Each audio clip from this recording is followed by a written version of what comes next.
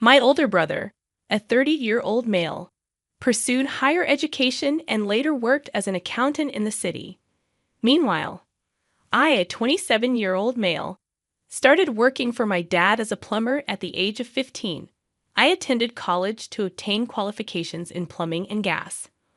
Around the time the pandemic began, my brother moved back from the city and joined my dad, who was 55 years old at the time, in our family plumbing business. Unfortunately, my dad's health had deteriorated due to asbestosis, rendering him unable to work effectively. Despite his declining health, he continued to work alongside me on Fridays, even though I had taken over the business operations for the past 2 years. During the pandemic, we faced challenges initially, but we managed to bounce back. We expanded our business, now operating 50 vans, each with one qualified and one trainee plumber. However, last month, my dad announced his decision to step down from the business due to his health. To my dismay, he handed over the business to my brother and asked me to relinquish my role as the acting CEO. This decision deeply upset me, especially considering my long-standing dedication to the business. In the beginning, it was just my dad and me, as my brother had no interest in joining the family business, dismissing it as unworthy of his time. Now he was suddenly the boss, despite lacking knowledge of our trade. I confronted my dad about his choice, but he justified it by pointing out my brother's family responsibilities and university education. Many of our employees were also unhappy with this decision, expressing their intention to leave if I did. Faced with this situation, I decided to leave the family business and start my own. Despite the hurtful messages and criticisms I received, I expressed gratitude to those who supported me. My plan was to reach out to our large clients, hoping to take over projects that had been postponed due to the pandemic. I also had the support of 20 colleagues willing to work with me.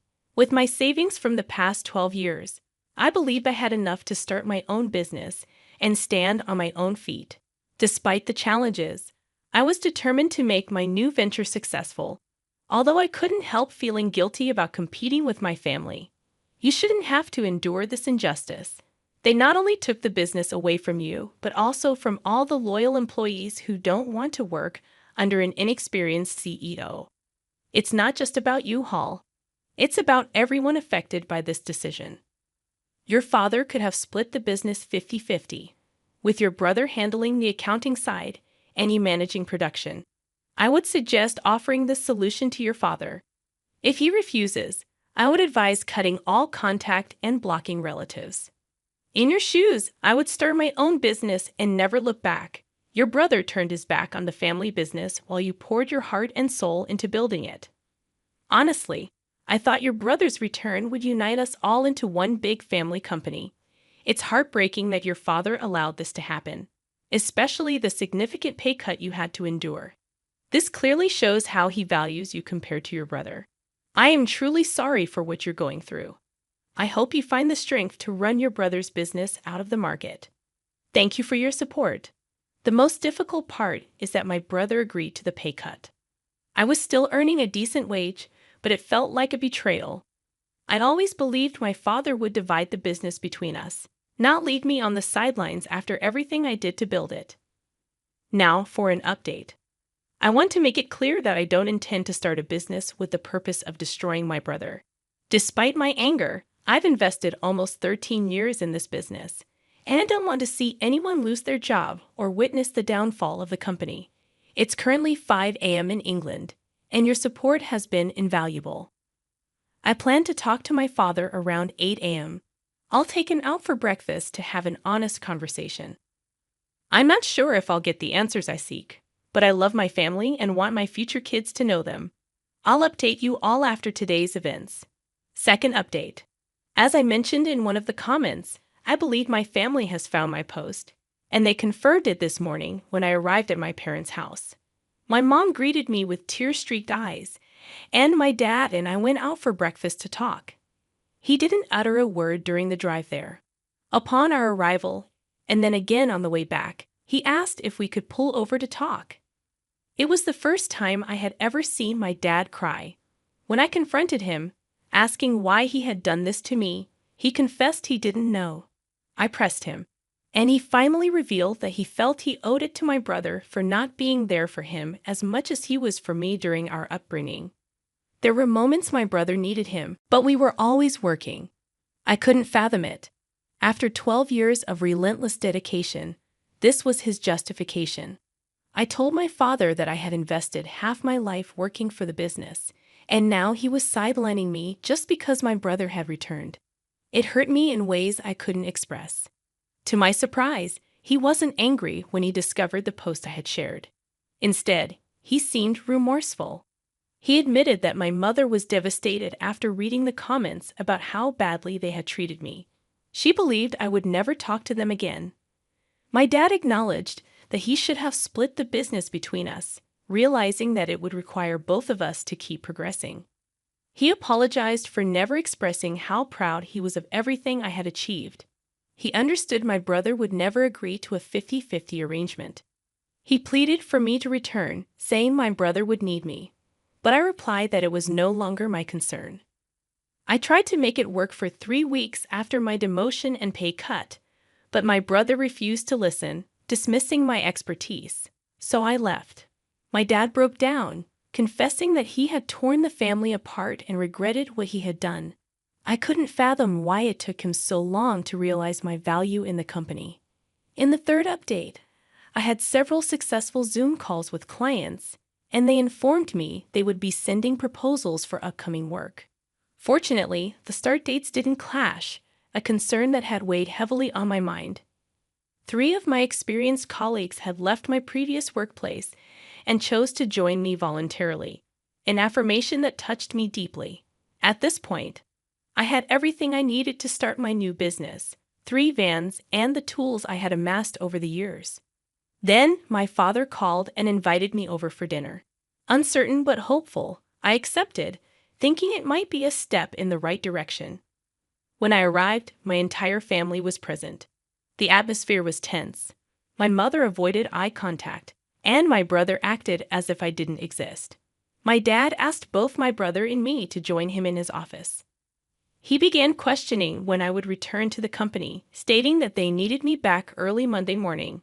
I couldn't believe what I was hearing.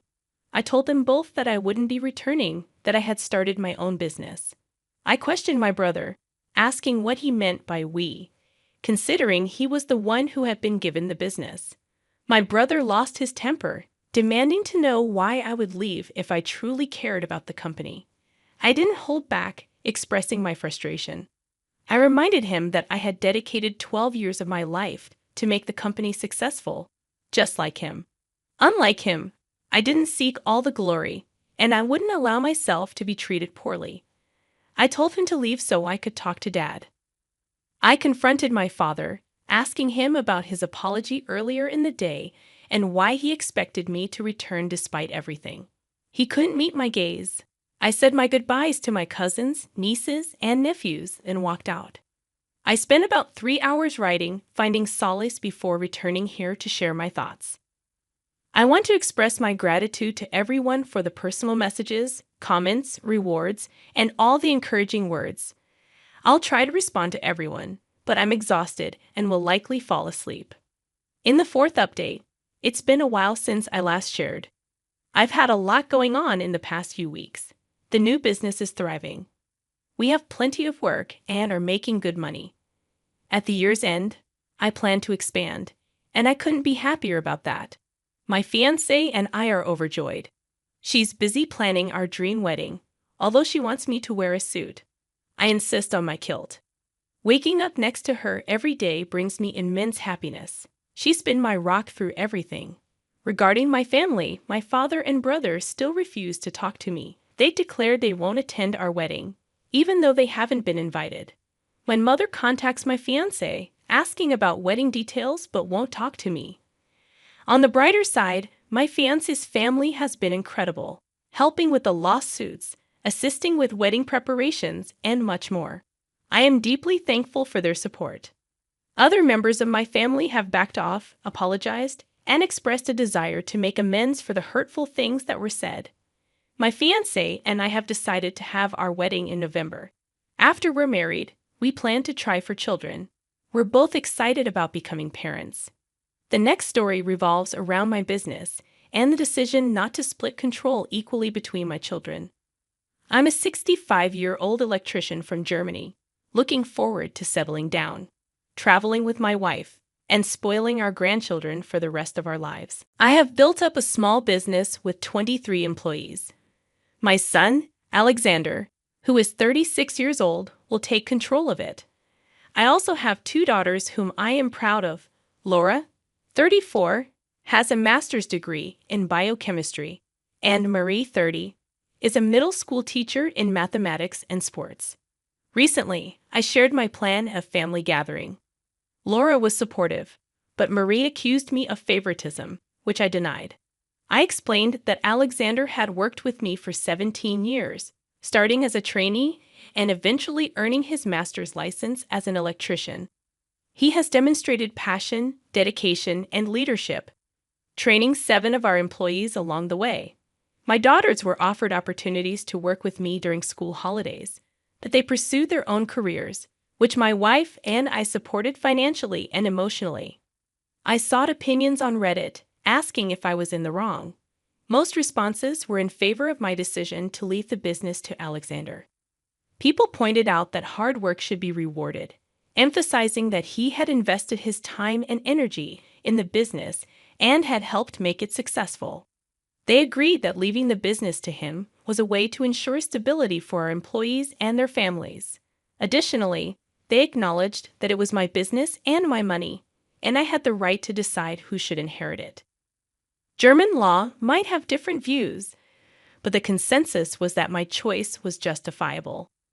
In this situation, it's crucial for your uncle and cousins to consult a lawyer, as there might be legal costs involved in compensating his other children when he decides to pass the company to only one child. It's not being in a hole, it's just practical business sense. Marie may lack experience in this industry or running a business, which makes your son, Alexander, the most qualified candidate, given his 17 years of dedicated work with you. Marie's bitterness appears to stem more from Alexander's close relationship with you than from the handover of the business. It's worth considering that both Marie and Alexander had equal opportunities. They could have chosen to pursue a career as an electrician, but only Alexander followed through. It's unfair for Marie to resent the situation based on her own choices. As for your last story, about your inheritance, you're not the whole for not splitting your inheritance equally with your cousins. Your paternal grandmas will specify the distribution of her money among her grandchildren, not anticipating the number of children your dad and uncle would have. Your parents are right in asserting that it's your money, and you should be the one to decide how to handle it after gaining access to it. The accusations of selfishness are unwarranted, especially considering the unique circumstances that led to the uneven distribution. Your upbringing and your parents' financial decisions are entirely unrelated to the situation at hand. I had to buy my own car, while my cousins had theirs bought for them by their parents.